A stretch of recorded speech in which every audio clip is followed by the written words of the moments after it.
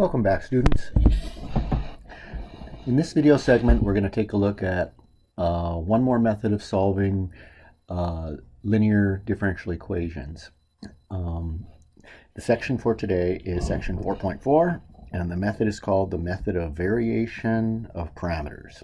The title of the method should make sense in about 5 minutes or so. All right, just to recap real quickly, in sections 4.2 and 4.3, we solved the nth order linear differential equation, both homogeneous and non-homogeneous. Homogeneous section 4.2 and non-homogeneous 4.3, where g of x was not assumed to be 0. In both sections, though, there was a serious restriction on both the constants, the a sub n's, the a sub i's or whatever, and the forcing function g of x. In these two sections, we assumed that the a sub i's,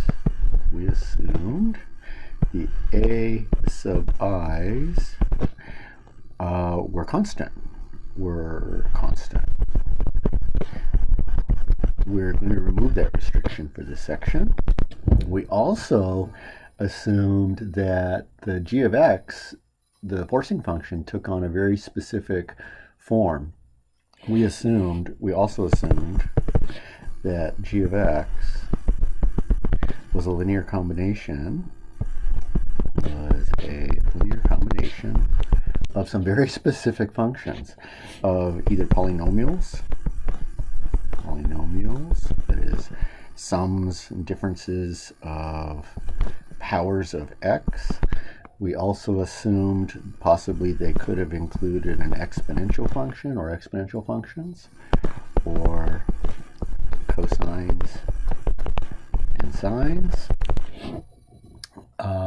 or, like I just wrote, the linear combinations of these things, products of these and sums of those things too. Okay. So let's remove these restrictions. Let's remove the restrictions that the a sub i's are constant and that the g of x has to be involve these specific functions. Okay, so we're going to break this down into kind of a easier chunk to chew here. So let's assume that, let's first take a look at second order linear differential equations.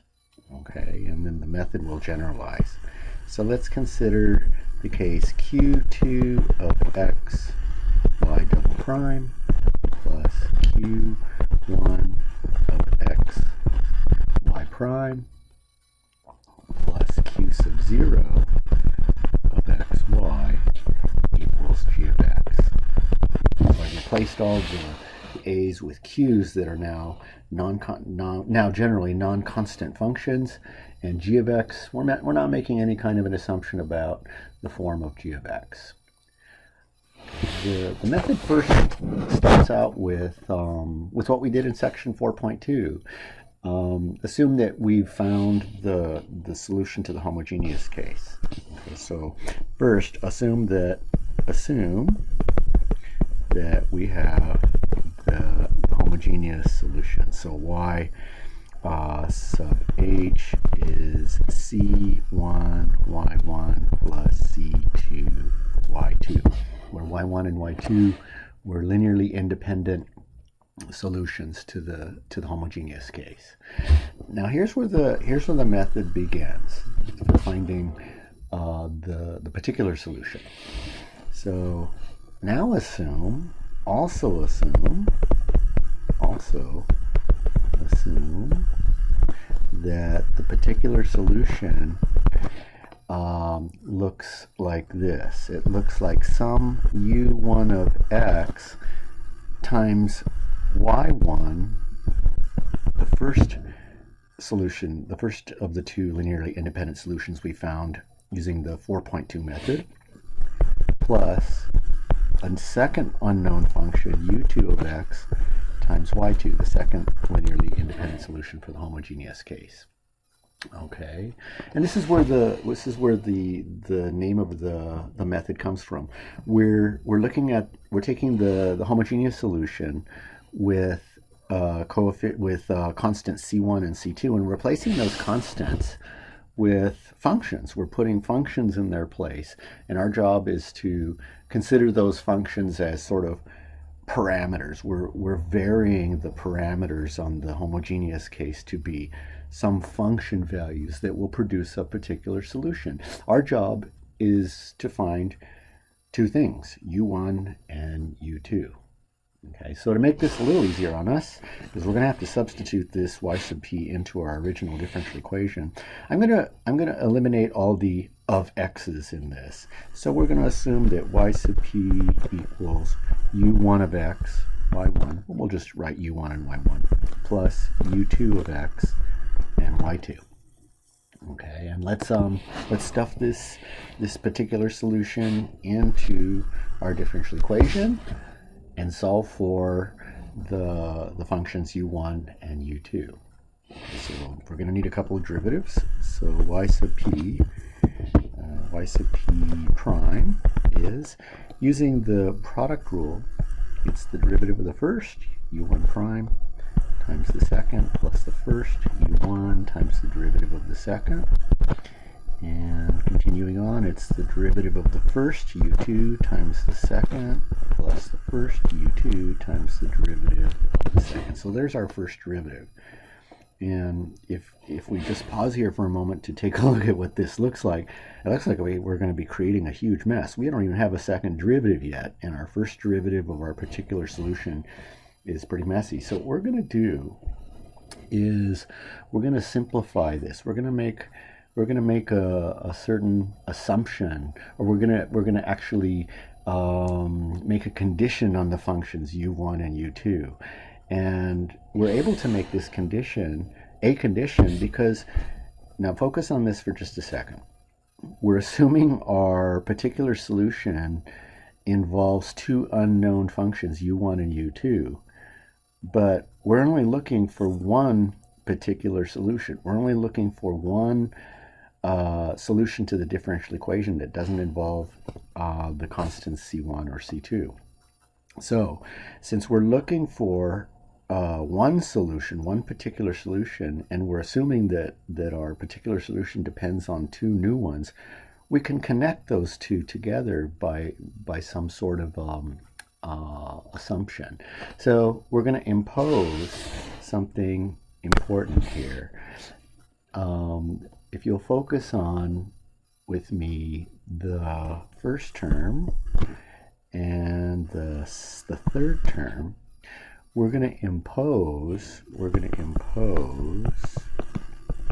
that there's a relationship between u1 and u2, namely that u1 prime y1 plus u2 prime y2 equals 0. So there's the condition that we're imposing on the functions u1 and u2. Okay, if we do that, then our y sub p prime simplifies a little bit. Our y sub p prime then takes on the appearance of just u1 y1 prime plus u2 y2 prime. Okay, and we're not always yet. We still need to do a couple of pretty major things here. We need to find our second derivative of y sub p, and then we have to substitute that into our differential equation to get another condition on the u1 and u2. So let's take another derivative. Y sub p double prime, again by the product rule, is the derivative of the first, u1 prime times the second, plus the first, u1 times the derivative of the second. Continuing with the second term of yp prime, the derivative of the first times the second, again the product rule, plus the first times the derivative of the second.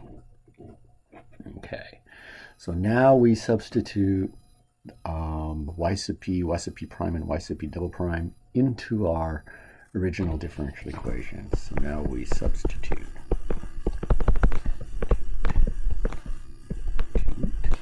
into our differential equation. it's going to get a little messy, but the net outcome is going to be pretty nice. So let's do that. Well,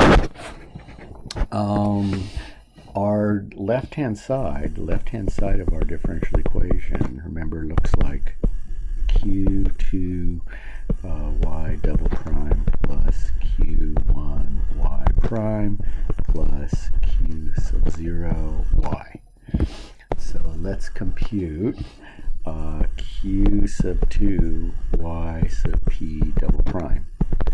It's simply q sub 2 times that form of y sub p double prime above, u sub 1 prime y sub 1 prime plus u1 y1 double prime plus u sub 2 y sub 2 double prime. Okay, I'm going to start aligning this stuff vertically because we're going to run out of room on my surface here. So the next line will involve q sub 1 y sub p prime, still working on the left hand side of our differential equation. So it's q sub 1 times our simplified version of y sub p prime. And I'm going to rearrange these terms, or not rearrange them, I'm going to line them up. U sub 1 y1 prime and u sub 2 y2 prime. So I'm lining them up with the q sub 2 y double prime part above, and then we're also going to have a q sub 0 y sub p on our left hand side. So it's q naught times y sub p, again lining up the functions that are similar above, u1 y1 plus u2 y2. Okay, so now we're going to add all the terms up. We're going to add all these terms up because remember, I've lined things up vertically so that things can actually show up on my surface. So the left hand side is q sub 2 y sub p double prime plus q sub 1 y sub p prime plus q sub 0 y sub p, and that will equal, I need to add those things up on the right hand column just above us here, and I'm going to add them up in a very special way. Notice that in the column right here, we have in each term we have a factor of u sub 1. I'm going to factor that u sub 1 out. So I'm going to get u sub 1 times q2 y sub 1 double prime plus q sub 1 y sub 1 prime plus q sub 0 y sub 1. I'm going to do the same thing with u sub 2. Okay, so plus u sub 2 times q2 y sub 2 double prime plus q sub 1 y sub 2 double prime plus q sub 2 y sub 2, and then plus the only term that's left over. So let's see how I want to do this. Oh, here we go. Plus q sub 0, oh no, sorry, plus, what is left? Oh, here, plus q sub 2. The only things left are the q sub 2 times u1 prime y1 prime, so q2 times u sub 1 prime y1 prime plus u sub 2 prime y2 prime. Okay, that's our left-hand side, and that must equal the right-hand side. The right-hand side has our forcing function g of x. We set the left-hand side equal to the right-hand side. Okay, now let's look carefully at what we have just before the g of x. On the line that contains q sub 2 y1 prime, double prime plus q sub 1 y1 prime plus q sub 0 1 y1, that's 0. And the reason that's 0 is, remember that y1 and y2 are the linearly independent solutions to the homogeneous case. So that red underlined q sub 2 y1 double prime plus q1 y1 prime plus q0 y1, that's 0. And also the q sub 2 y2 double prime plus q1 y2 double prime plus q0 y2, that's equal to 0. y2 is also a solution. In other words, we're going to get, oops, let me do this. Okay, in other words, we're going to get u sub 1 times 0 plus u sub 2 times 0 plus q sub 2 u1 prime y1 prime plus u2 prime y2 prime equals g of x. It's easy to get lost in all this. Keep in mind what we're doing here. We're assuming that our particular solution, we're assuming that y sub p is obtained from y sub h by varying the constants c1 and c2 into functions u1 and u2, hence the name variation of parameters.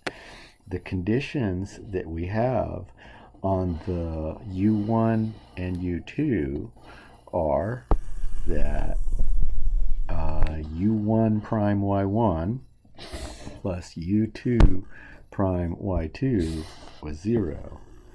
We also have at the very end of all this that u1 prime y1 plus u2 prime y2 prime equals, if I divide both sides of our equation by q2, we get g of x over q2 of x.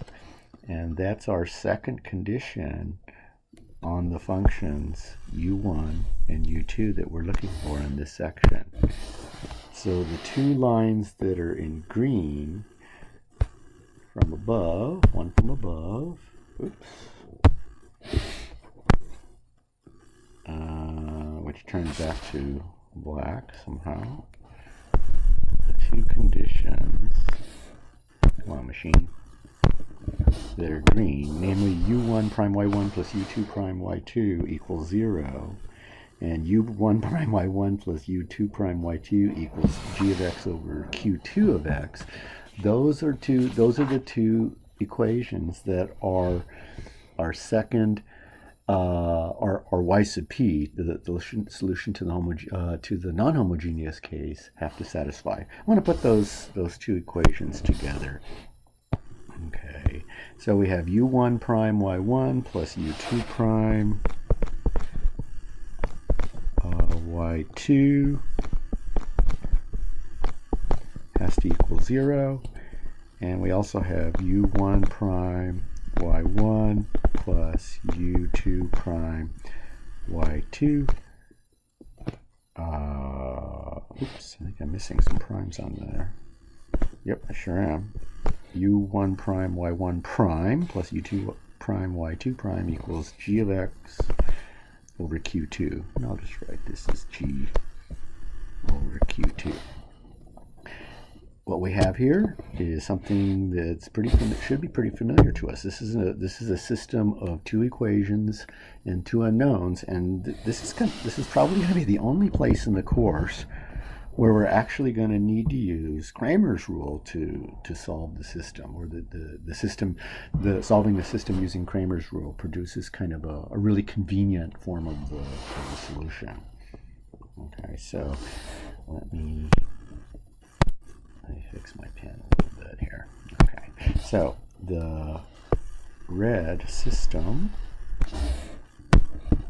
it's red, is the system that we set up for the solution y sub p of the differentially non-homogeneous differential equation. Okay, so let's concentrate on solving this system, and then we'll look at a specific example. For the bottom line in this, you might want to note the time on the video from now. Because this is where we actually look at the solution. You're not responsible for deriving the method. So all the stuff up to now, it is to show you where the method comes from. But here's the actual solution. So we're looking for u sub 1 and u sub 2. So that we can find y sub p, the solution to the non-homogeneous case. Okay, so let's use Cramer's rule to solve this. The determinant of the coefficients is equal to the determinant of y1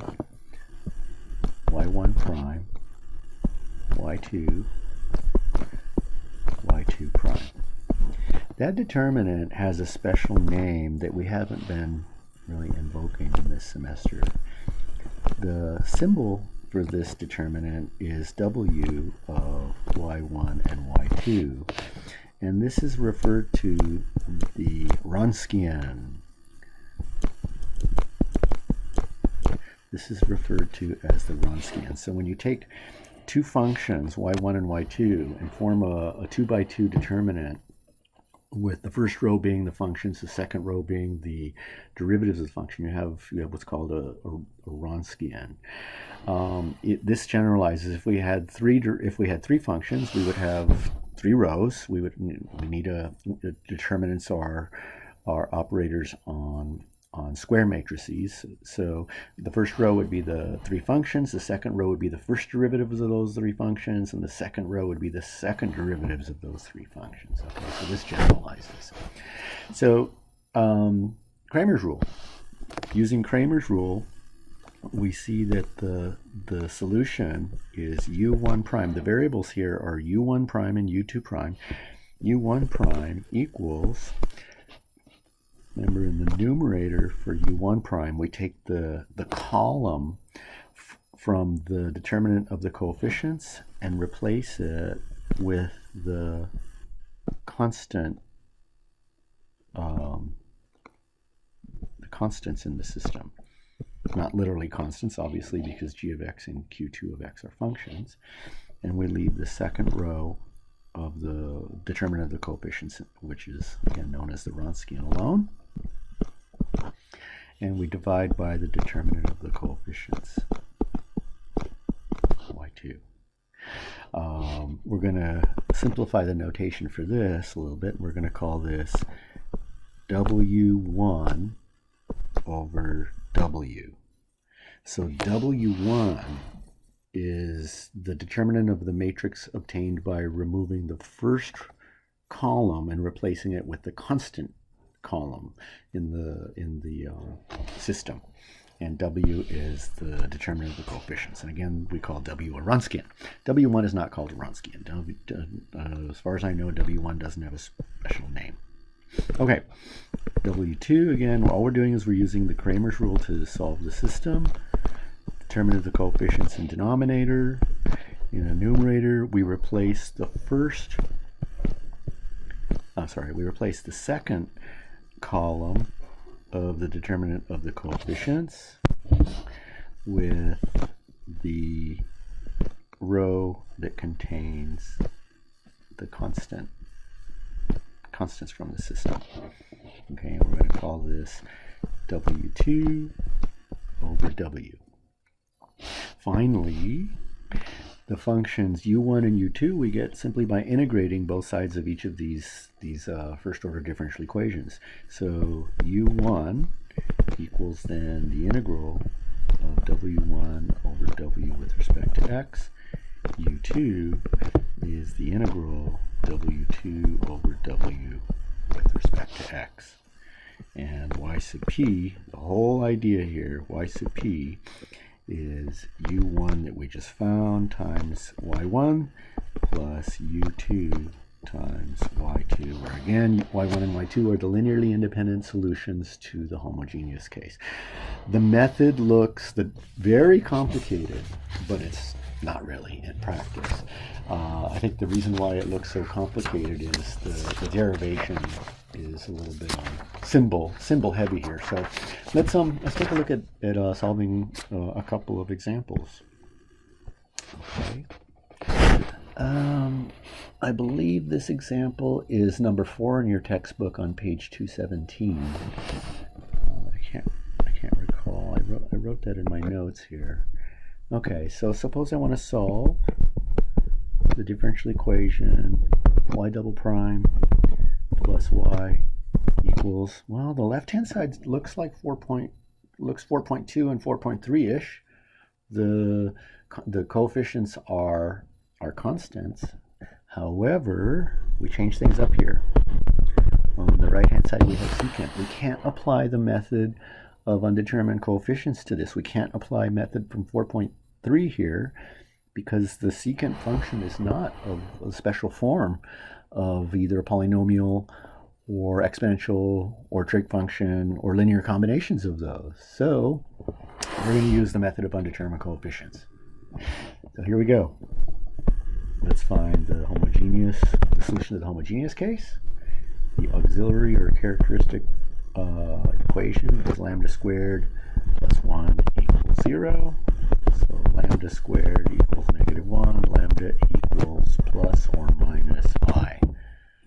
Remember, that gives us our homogeneous case involving sines and cosines. So C1 cosine x plus C2 times sine x.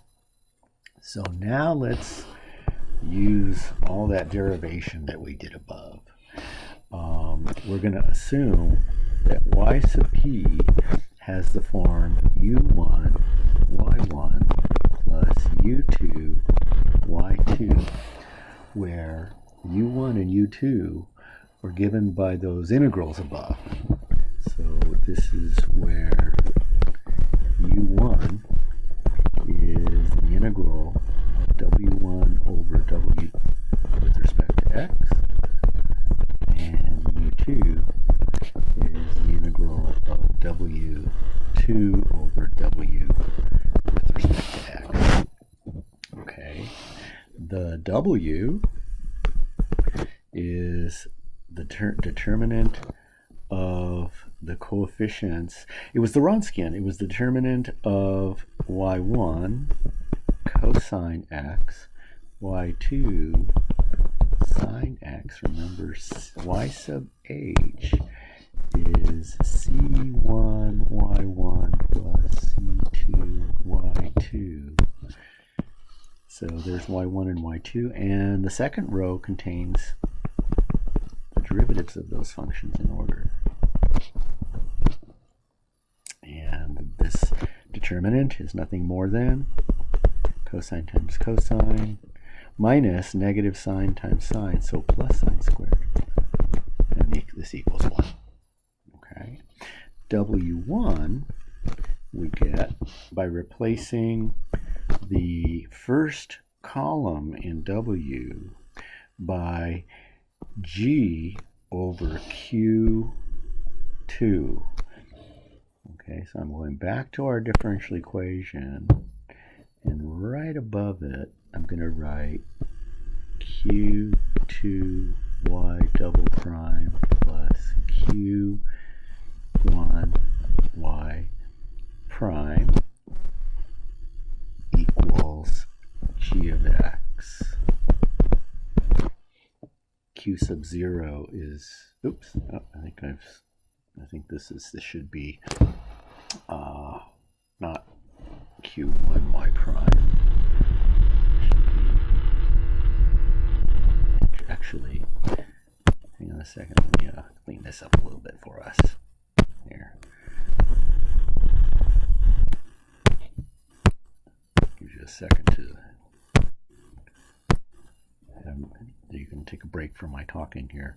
The q1 is the coefficient of y prime, so this is plus q0 y equals g of x.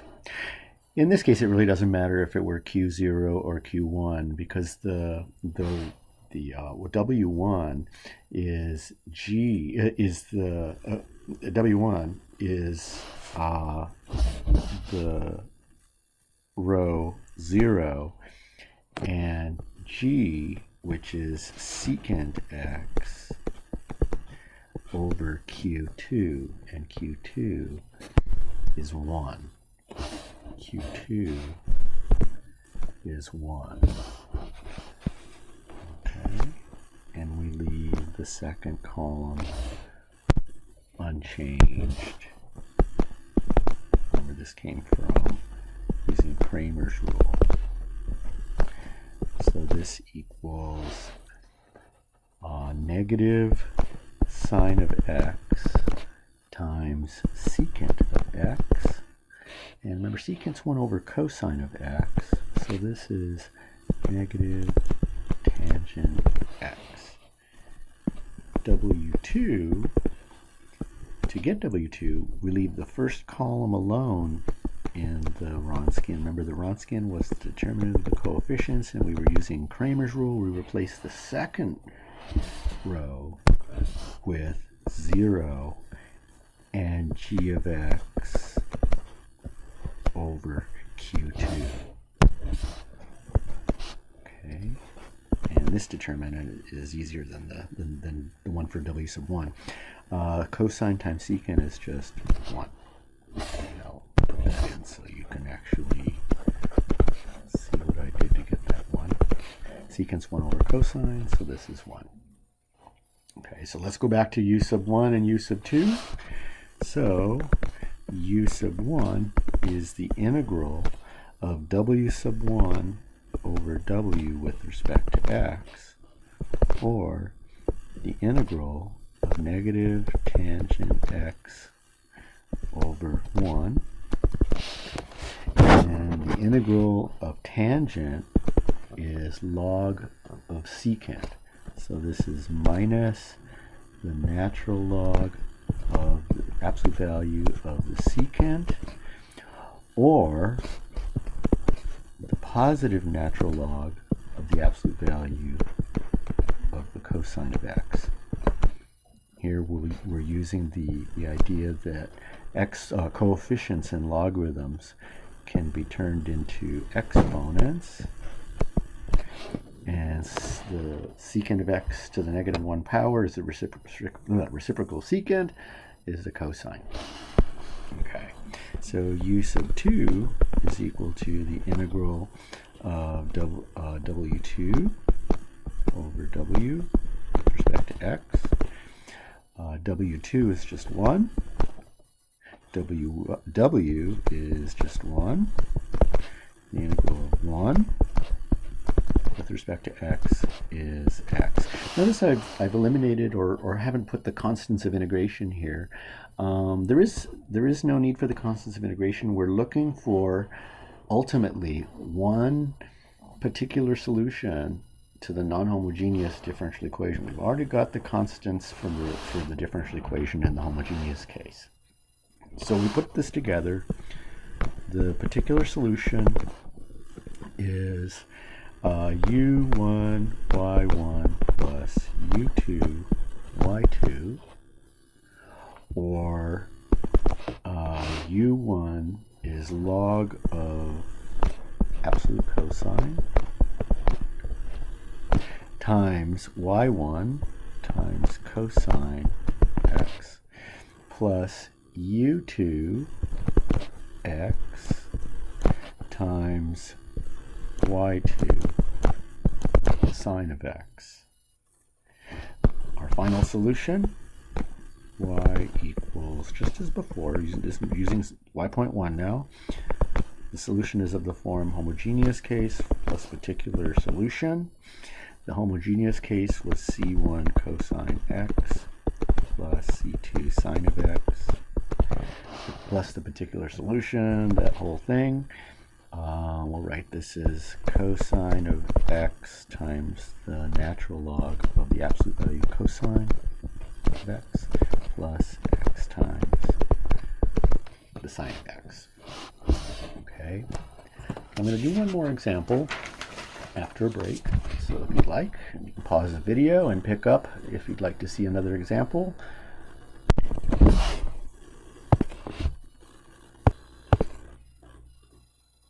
Okay, so let's take a look at another example. In my notes I have that I yanked this out of your textbook on page 217, number 6. So example, solve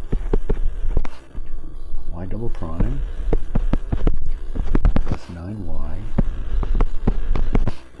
equals cotangent, not cosine. Cotangent of 3x. So again, just like before, the right-hand side happens to start out like a 4.2, 4.3 type problem, but the left-hand side. But the forcing function cotangent 3x is a function that prohibits us from using the method from section 4.3. So let's use the method of variation of parameters. First of all, let's look for the solution to the homogeneous case. The characteristic or auxiliary equation looks like lambda squared plus 9 equals 0. So lambda squared equals -3.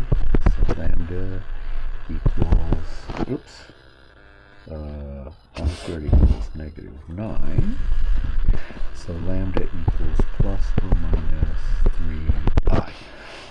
So the solution to the homogeneous case involves again sines and cosines. C1 times the cosine of 3x plus C2 times the sine of 3x. Okay, now on to y sub p. So what we're going to do is we're going to assume that y sub p takes on the form u1 y1 plus u2 y2. Okay, or we could be even more specific here. It's u1 cosine 3x plus u2 times the sine of 3x. Okay, where u1 and u2 are given by those integral formulas we looked at. So where u1 equals the integral of w1 over w with respect to x, and u2 is the integral of w2 over w with respect to x. The w, that expression we call the Wronskian, is the determinant of the matrix formed by the first row containing u1 and u2, y1 and y2, not u1 and u2, y1 and y2. So y1 cosine x and y2 sine x. The second row containing the derivatives of those functions in order. So the derivative cosine is negative sine, derivative sine is cosine, and I think we get another real simple Wronskian out of this. This is going to be 3 cosine squared minus -3 sine squared. 3 cosine squared 3x minus negative, so plus 3 sine squared 3x. And that's equal to 3 again, since sine squared 3x plus cosine 3 squared 3x is 1. W1 we get by taking W in the first row column, specifically in W, replacing it with G over Q2. So in our differential equation, the forcing function g of x is cotangent, you probably didn't want to write cosine, cotangent of 3x, and q2, the coefficient of y double prime, is 1. So we get 0 and g over q2, or cotangent 3x. Then we leave our second column alone in w, so we get sine of 3x, cosine of 3x, and that determinant is negative sine of 3x times the cotangent of 3x. But cotangent of 3x is cosine of 3x over sine of 3x. So what we're going to get for w1 is simply negative cosine 3x. Okay. w2 we get by taking the second column of w and replacing it with 0 and g over q2. So we're going to leave the first column alone in this case. Just as a brief reminder, the reason for this formation is that w2 is part of Kramer's rule. Okay, so again, g over q2 is cotangent 3x, and this determinant equals the cosine of 3x times the cotangent of 3x. Okay, so let's form u1 and u2. u1 equals the integral of w1 over w, or the integral of negative cosine of 3x over 3. The integral of cosine is sine, so this becomes negative 1/9 times the sine of 3x. u2, on the other hand, is the integral of w2 over w. w2 cosine 3x cotangent 3x over w. Oops, I guess I could put w's value in, over w3 with respect to x. This integral is a little bit rougher to evaluate than the integral for u sub 1. Okay, so let's attack it. I'm going to replace cotangent of 3x with cosine 3x over sine of 3x, and I'm going to factor out that 1/3. So we're going to look at, then we're looking at integrating cosine squared 3x over sine of 3x with respect to x. And this is sort of a mid-level Calc 2 integral, but it might have been a while since you've seen one of this sort, so let's take a quick, maybe not so quick look at it. In order to evaluate this integral, I'm going to replace cosine squared 3x with 1 minus sine squared 3x. I can do that since sine squared theta plus cosine squared theta equals 1. Sine of 3x. And I'm going to split the integrand, into two pieces. I'm going to write this as the integral of 1 over sine of 3x minus integral of sine squared over sine is just sine. And we've got a new elephant in the room presenting itself to us. The integral of cosecant 3x minus the non-elephant of this simple integral, the sine of 3x with respect to x. Now the integral of cosecant is a special integral from Calc 2. The integral of, let's write this on the side here. The integral of secant of theta from Calc 2 is log of absolute value of secant plus tangent. This was a special form that in Calc 2 we have you memorize. The deriving it is a special trick, and it's easier just to remember the integral. The integral of cosecant of theta is one that I also suggest to my calculus students to remember. So if you can remember the form for the integral of secant, the integral for the cosecant is similar. Instead of log of secant, absolute secant, it has log of absolute cosecant. Instead of plus, it's minus, and then plus a constant. So here we have that form. I'm going to move over my 1/3 here, and then use that last form on the right there. So this integral becomes 1/3 times the integral of cosecant 3x. Because of the 3x, we're going to get a factor of 1/3 in the integral. And from the form that I have over on the right, this is going to be log of cosecant 3x minus cotangent 3x. And the integral of sine is negative cosine, so we get plus 1/3 cosine. We already had a minus there. That's all use of. We're going to pull all this together. All the work is really done to get our solution. U1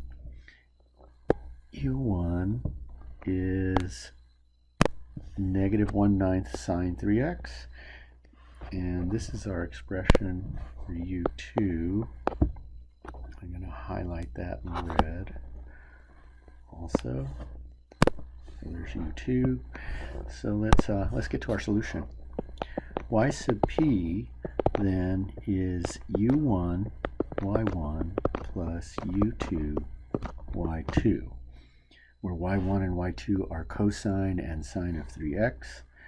So y sub p is u sub 1, negative 1/9 sine 3x, negative 1/9 sine 3x, times y sub 1, which is cosine 3x, plus u sub 2, which is that really messy one that somehow unhighlighted itself from red. I wanted it in red. Oops, give me a second here. Maybe better just to leave it the way it is. Okay, so there's u sub 2. So y sub p, the original u1 y1 plus u sub 2, that mass. I'm going to bring the 1/9 inside, 1/3 inside to make 1/9. So 1/9 natural log absolute value cosecant of 3x minus cotangent of 3x plus 1/9 cosine of 3x. There's u2 times y2 sine 3x. Well, this actually simplifies a bit. Notice that we have the first term, negative 1/9 sine 3x cosine 3x. And if we were to distribute the sine of 3x way on the right inside, we'd have plus 1/9 of that same sine 3x cosine 3x. So those two cancel out. So y sub p takes on a quote-unquote simpler form of 1/9 times the log of the absolute value of cosecant 3x minus cotangent 3x. All of that times the sine of 3x. Final solution, y equals y sub h plus y sub p. Y sub h was the original c1 cosine 3x plus c2 sine 3x plus the y sub p. Maybe I'll clean it out by bringing that sign in front here. So 1/9 sine 3x times the natural log of the absolute value of cosecant 3x minus cotangent 3x. Okay, so that is the method of undetermined coefficients for second order differential equations. I'm gonna write out the version for third order differential equations, and just let you guys know that this generalizes to nth order differential equations. I don't think I put anything higher than a third order differential equation on the So here's the general third order differential equation that we're going to consider. So Q3, and we won't do a specific example, so we're going to end our section just with a statement of what happens for the third order case. Q2y double prime plus Q1y prime plus Q naught y equals the forcing function g of x. Okay, so just as before, we took off the restrictions that the coefficients of the derivatives need to be constant. The q's are all functions of x, and on the right hand side we have a forcing function that need not be of the form exponential, polynomial, or sines and cosines, or linear combinations. We assume that we have a solution to the homogeneous case as a linear combination of three linearly independent y1, y2, and y3. Then, here's the method. Y sub p takes on the form u sub 1 of x. U sub 1 is a function, y1 plus u sub 2 of x, y2 plus u sub 3 of x, y3, where this is all corresponding exactly to the second order case. u1 equals the integral of w1 over w. u2 equals the integral of w2 over w. And u3 equals the integral of w3 over w, where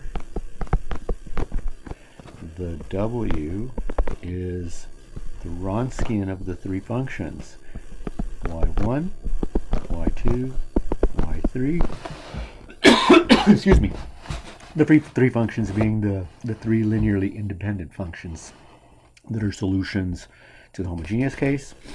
The second row contains their derivatives in order, so y1 prime, y2 prime, y3 prime.